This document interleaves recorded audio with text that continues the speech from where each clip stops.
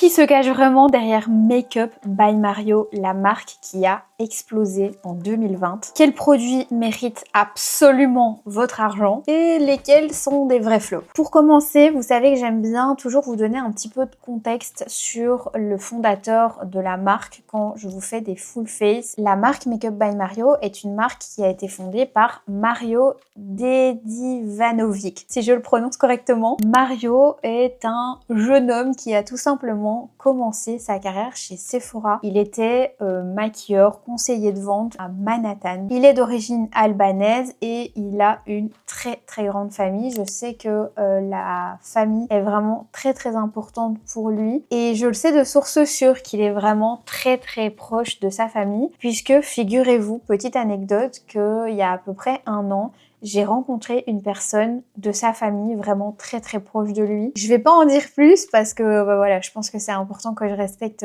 l'anonymat de cette personne. Tout ça pour dire que c'est vraiment quelqu'un très axé famille. D'ailleurs, avant de sortir n'importe quel produit, il les fait tester par sa maman et sa sœur. La carrière de Makeup by Mario a été en grande partie propulsée par Kim Kardashian, puisqu'en fait, il est devenu son maquilleur officiel sur un malentendu. Il a remplacé un maquilleur qui n'était pas dispo pour Kim un jour de shoot. C'est comme ça qu'il a fait sa rencontre. Kim Kardashian lui a dit « On ne m'a jamais maquillée comme ça. Je ne veux plus personne à part toi pour faire mon make-up. » Et c'est comme ça qu'il a commencé à la suivre à travers le monde pour tous ses shootings, tous les événements, etc.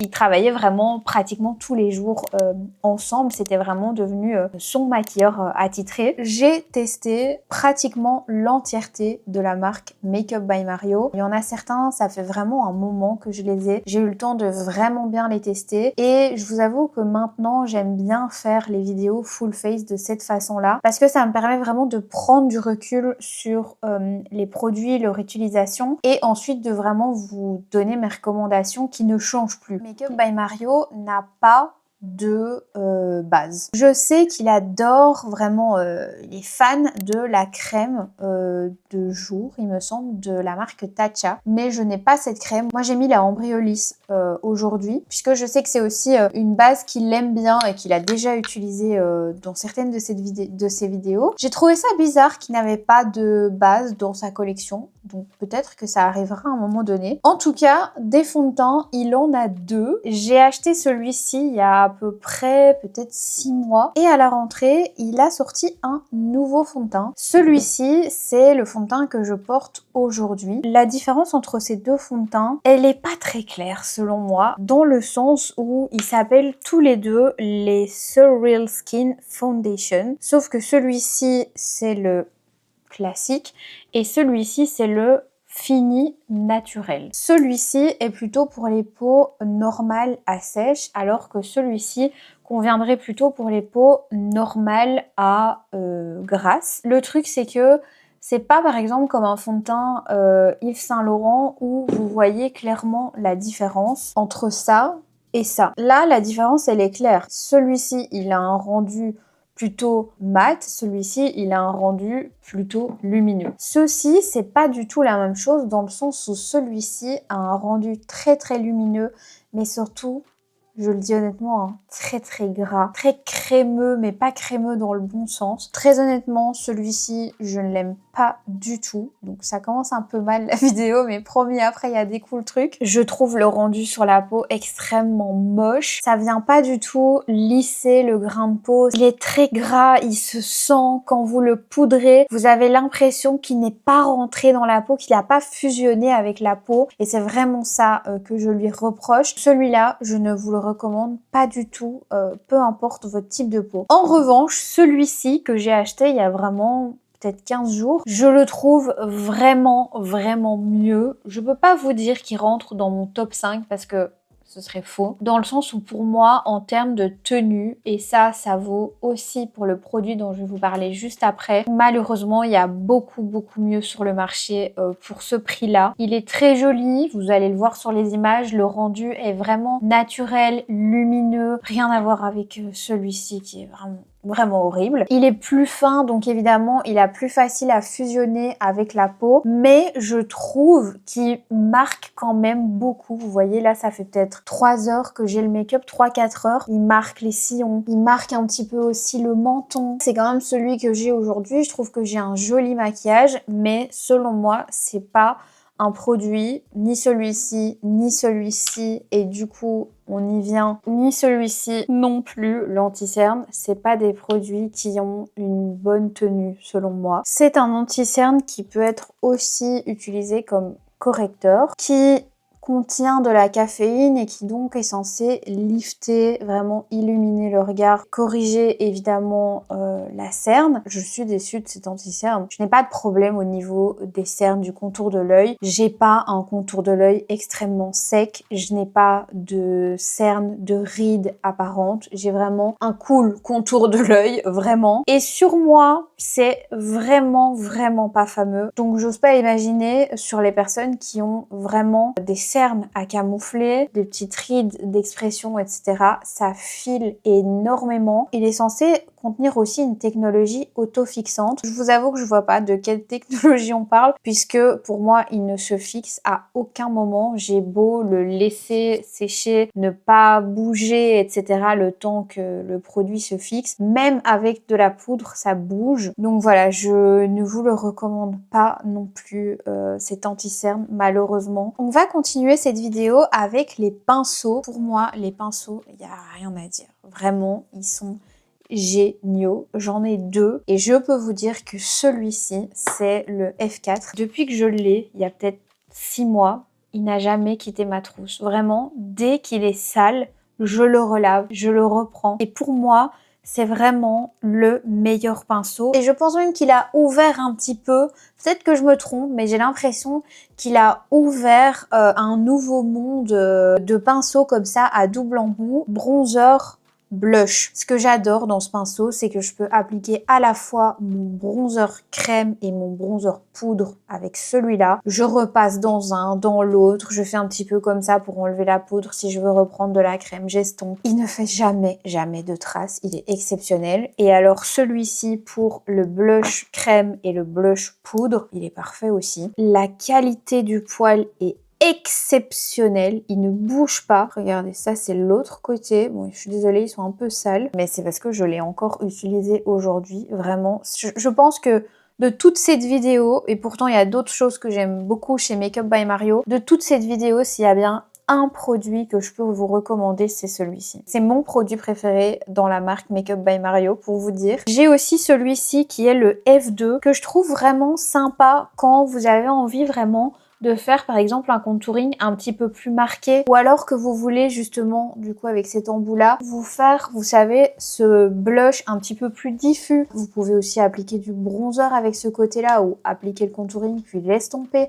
Vous savez faire plein de choses aussi avec celui-ci, mais je le trouve moins indispensable. Vraiment, celui-ci, c'est mon favori. Un autre produit que j'adore, c'est un produit que j'ai beaucoup utilisé cet été, Soft Skull Bronzer Liquide. Attendez, parce que j'ai mis une chemise de chez COS que j'adore. Vous voyez, avec des manches comme ça, il y a des petits nœuds à la fin, mais ils se défont tout le temps. Ce que j'adore avec ce produit, c'est que les teintes sont trop belles. Prenez ça comme ça et vous venez vraiment réchauffer. Bon là, on verra rien parce que c'est vraiment très léger. C'est un petit peu la particularité de ce produit. D'ailleurs, moi j'ai la teinte light. J'aurais pu prendre une teinte au-dessus. Parce que quand je me maquille pas, l'été c'était parfait par exemple. Mais quand je me maquille avec la teinte de mon fond de teint et le fait que c'est quand même un produit qui est assez en transparence, mais en fait ça se voit très peu. Ce que j'adore, c'est que vous avez la possibilité de l'appliquer directement sur votre visage avec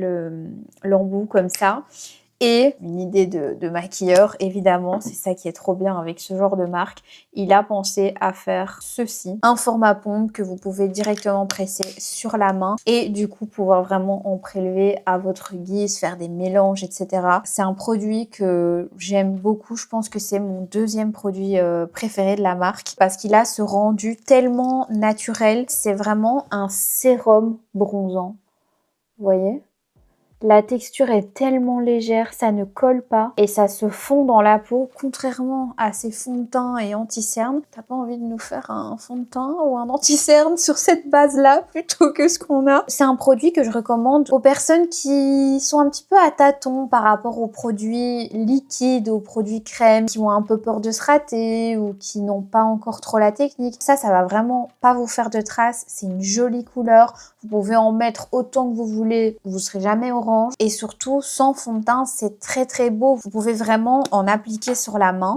Je vais essayer de vous montrer. Vous venez avec un pinceau comme ça, prélever la matière. Bon là, j'ai de la poudre en dessous, mais vous pouvez vraiment venir grossièrement comme ça, en appliquer un peu partout. L'idéal, c'est ce pinceau-là hein, pour faire ce que je fais. Pas celui-là, parce que les poils sont un peu trop denses.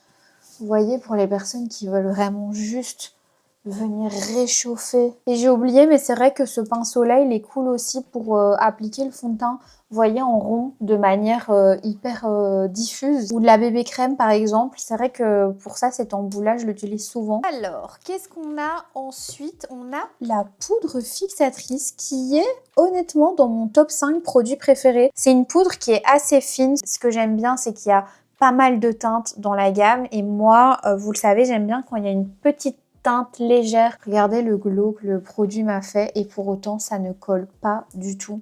C'est trop beau. Qu'est-ce que je disais? Le fait qu'elle ait une petite teinte, vous voyez, elle est légèrement teintée. Ben, en fait, je trouve que ça change tout sur le make-up. Le fait d'avoir cette petite teinte beige vraiment très légère et pas translucide. Honnêtement, si vous cherchez une chouette poudre, vous n'allez pas du tout être déçu. C'est celle que j'ai appliquée aujourd'hui, mais étant donné que cet anti-cerne est très nul, bah là, sous le contour des yeux, c'est pas ouf. Mais déjà, sur le reste du visage, avec le fond de teint, je la trouve très belle. Et avec d'autres fonds de teint, elle se comporte très bien. Elle est très copine avec d'autres marques. Je l'aime beaucoup. Je vous ai parlé du sérum contour bronzer de la marque, mais il faut savoir que Mario, c'est un petit peu, je vais pas dire que c'est le créateur du contouring, mais c'est quand même quelqu'un qui a déclenché ce phénomène de contouring, de baking, machin truc. On se rappelle hein, de Kim Kardashian avec plein de traces, on se demandait ce que c'était.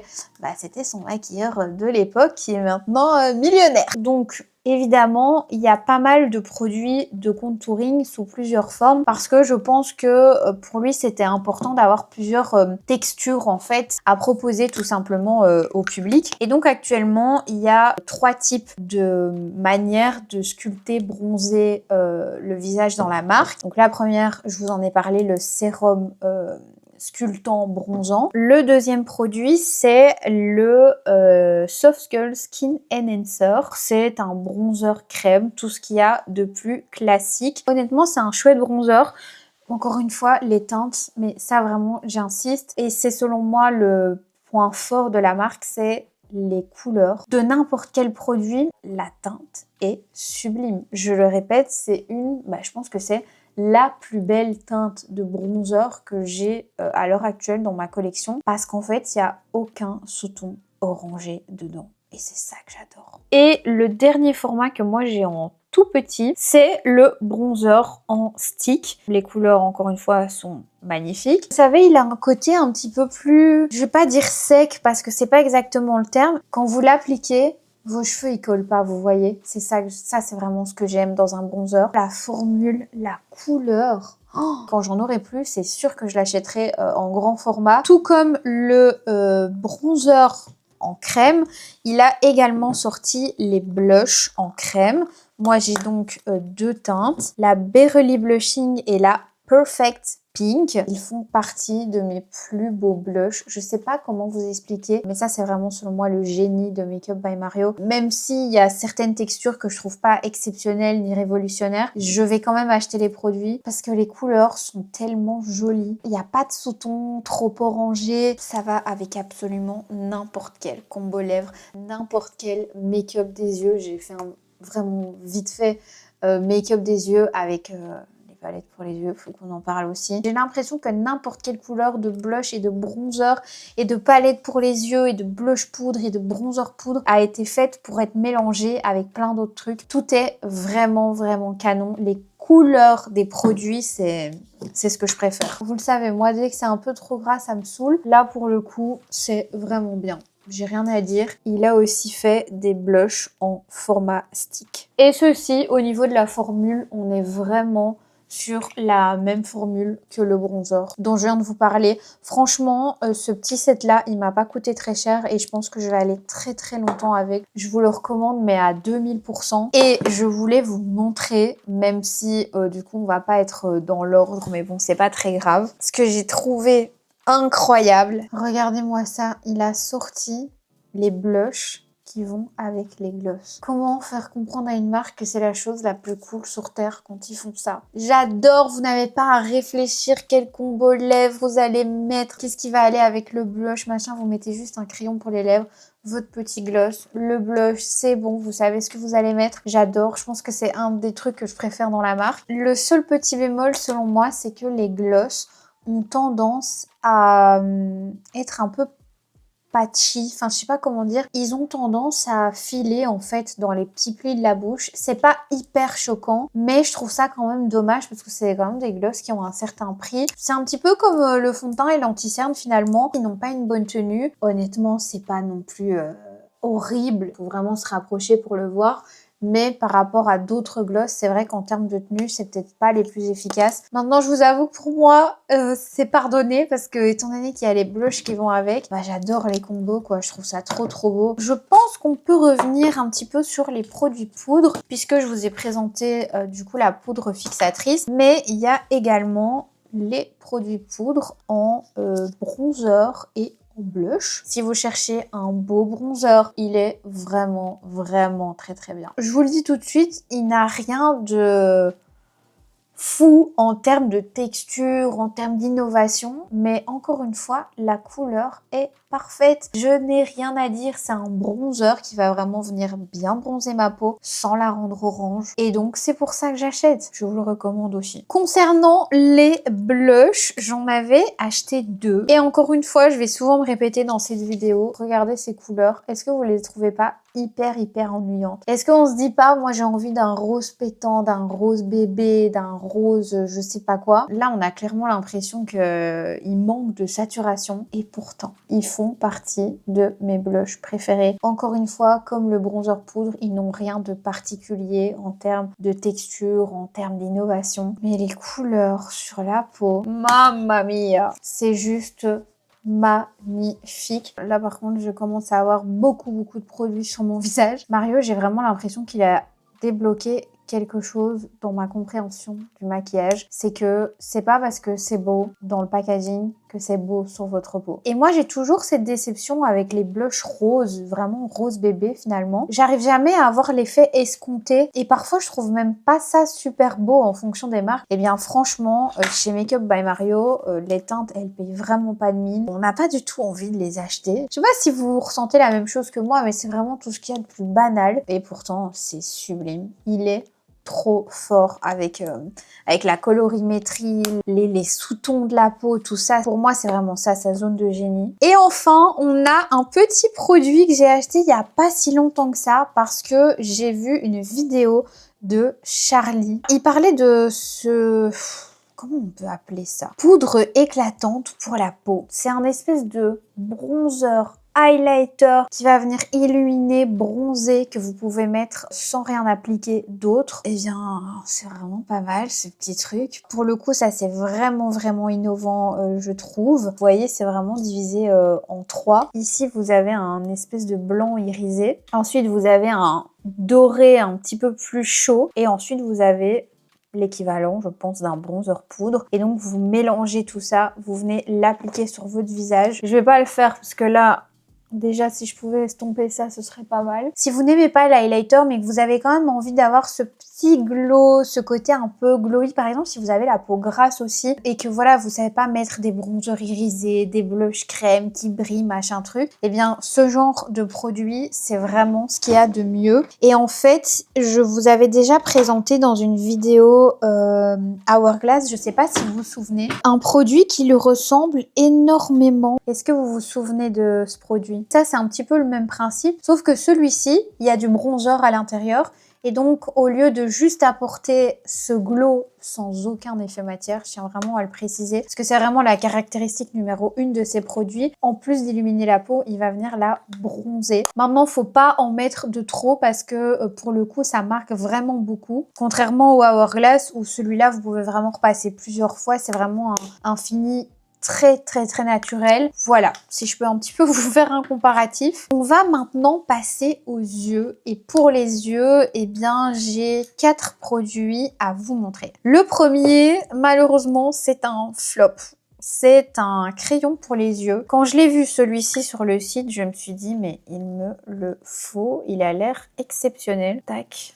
Regardez ça, le brun hyper intense que c'est. Je le trouvais vraiment trop beau. Le seul problème, c'est que quand je viens l'estomper avec la petite, le petit pinceau ici, parce que vous voyez, moi j'aime bien tracer un trait et après venir estomper comme ça. Bah en fait, le crayon est trop sec et du coup il se désagrège et j'en ai plein sur les joues qui tombent. Malheureusement pour moi c'est pas au point. Et puis je trouve que cette petite brosse là pour estomper elle est pas précise, c'est une brosse ronde. Si on compare par exemple au Yves Saint Laurent que j'adore, vous voyez le pinceau Yves Saint Laurent c'est comme ça. Et donc ça pour venir estomper un trait de crayon c'est vraiment parfait. Ça, cette espèce de pinceau là qui n'a pas de forme. Franchement, j'aime pas. Toujours pour les yeux, le Master Mascara qui vient de sortir là cette année, je pense. Selon moi, c'est pas un mauvais mascara parce que j'en ai déjà testé de marques comme ça, de maquilleurs, de stars aussi qui ont leur marque et que je trouve vraiment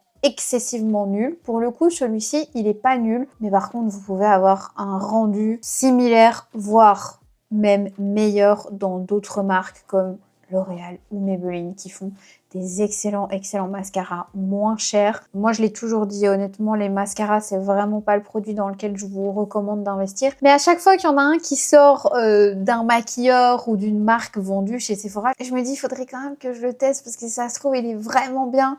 Et à chaque fois, je suis déçue. C'est pas un mauvais mascara. Si vous avez envie de vous faire plaisir, je crois pas que vous serez déçus. C'est celui que je porte aujourd'hui. Il est cool, mais il y a mieux chez L'Oréal et Maybelline, de mon avis. On passe maintenant au palette pour les yeux. Ça fait partie de mon top 3 produits préférés dans la marque. Regardez-moi cette palette. C'est celle que j'ai utilisée aujourd'hui, mais bon, honnêtement, j'ai été très vite. J'ai pris genre 3 petites couleurs et j'ai fait ça vite fait. Je pense que je l'ai même pas filmé là dans les séquences. Que dire? Encore une fois, hein, c'est une histoire de couleurs. Il a sorti 2 versions, regardez. Celle-ci, c'est la version chaude et celle-ci, c'est la version froide. J'ai eu la version chaude en premier que j'ai beaucoup utilisée. Mais maintenant que j'ai la version froide, j'avoue que c'est celle-ci qui a pris le dessus. Je trouve la version chaude vraiment très jolie aussi. Mais celle-ci, j'ai plutôt tendance à l'utiliser justement à cette période en automne-hiver. Celle-ci, toute l'année. Honnêtement, pour les personnes comme moi qui aiment bien se maquiller les yeux, mais pas non plus mettre des paillettes et sortir le grand bazar, 15 000 pinceaux, faire un cut crease, machin truc. Franchement, elle est exceptionnelle. Je me maquille pas souvent les yeux, mais quand je me les maquille, c'est d'office vers celle-là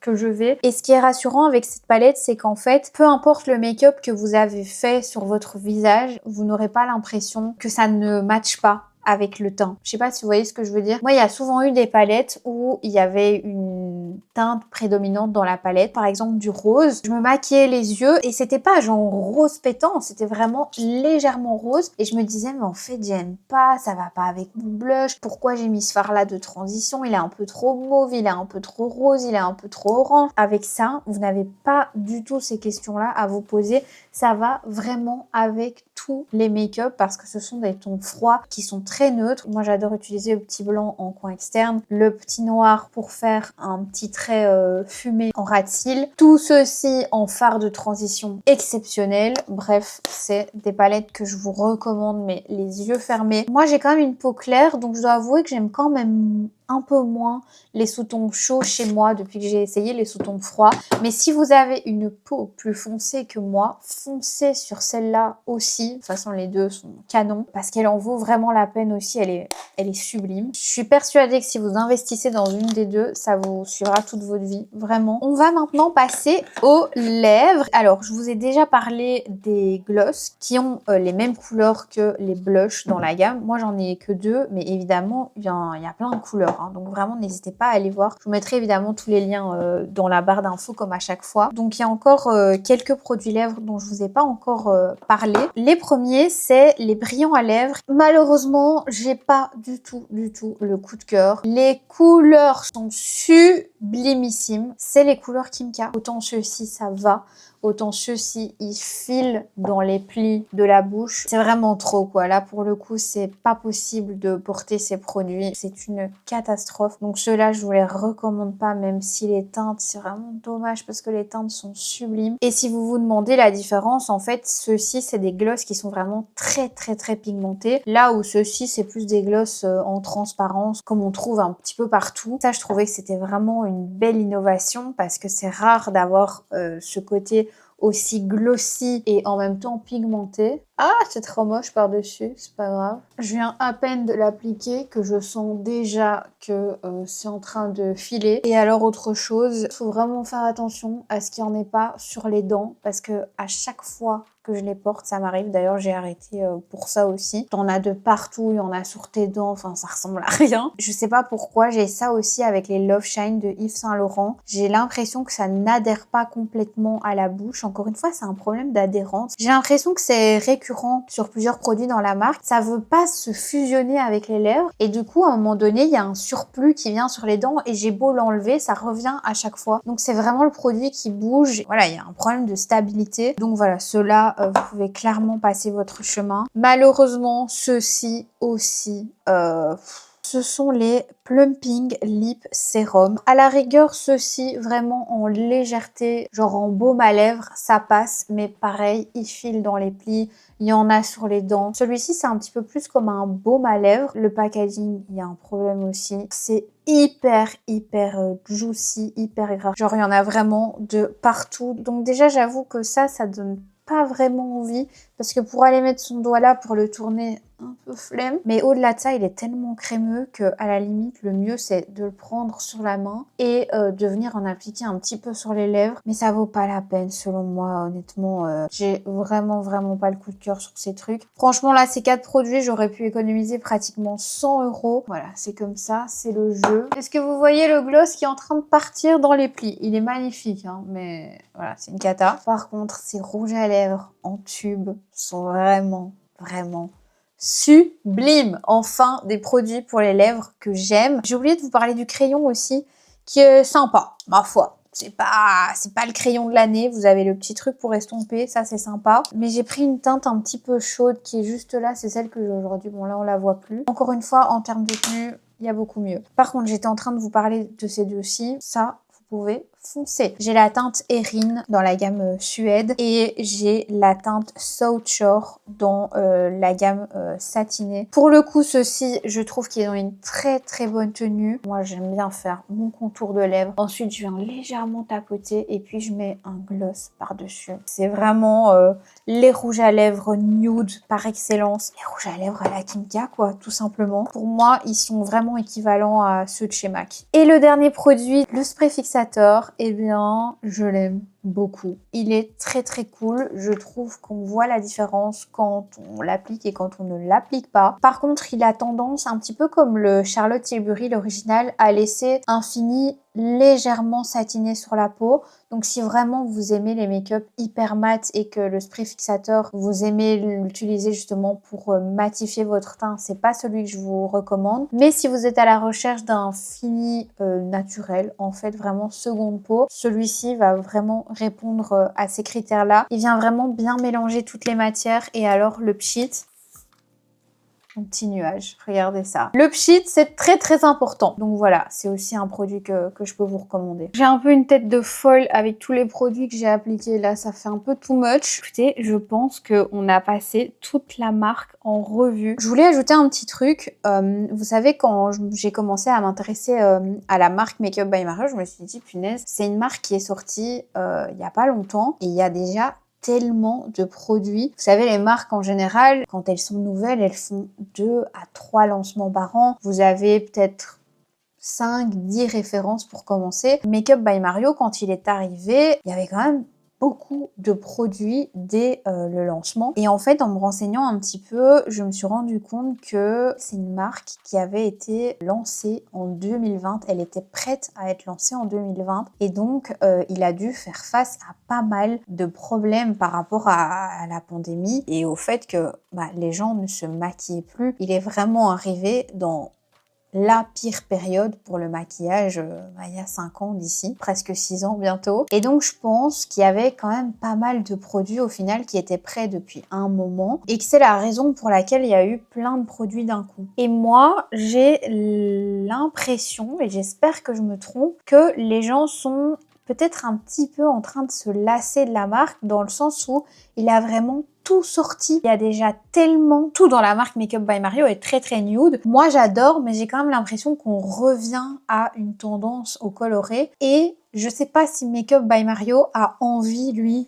de naviguer là-dedans. Voilà, c'est plein de réflexions que j'ai eues en me disant tiens, j'en entends pas tellement parler. Par exemple, le fond de teint, il est sorti il y a peut-être 2 mois et j'en ai très très peu entendu parler. Comparativement à quand l'anti-cerne est sorti il y a genre 2 ou 3 ans, on en a entendu parler de cet anti-cerne. Et c'est encore une fois mon avis, je pense que pas mal de personnes face à ce stand chez Sephora sont un petit peu perdus. Voilà, parce que ça fait vraiment très professionnel, très maquilleur, qui sait où il va, qui sait ce qu'il a besoin. Et quand on voit par exemple une marque comme Make Up For Ever qui est une marque vraiment professionnelle, ils ont carrément des écoles de maquillage Make Up For Ever et pour autant, ils vous sortent, où est-ce qu'il est celui-là? Voilà, des petites crèmes teintées comme ça, sur lesquelles il faut appuyer, légères, vraiment dans l'air du temps et voilà, qui répondent aussi aux besoins de monsieur et madame tout le monde. Donc voilà, j'avais juste envie de vous partager ma réflexion. Voilà mes girls, j'espère que cette vidéo vous aura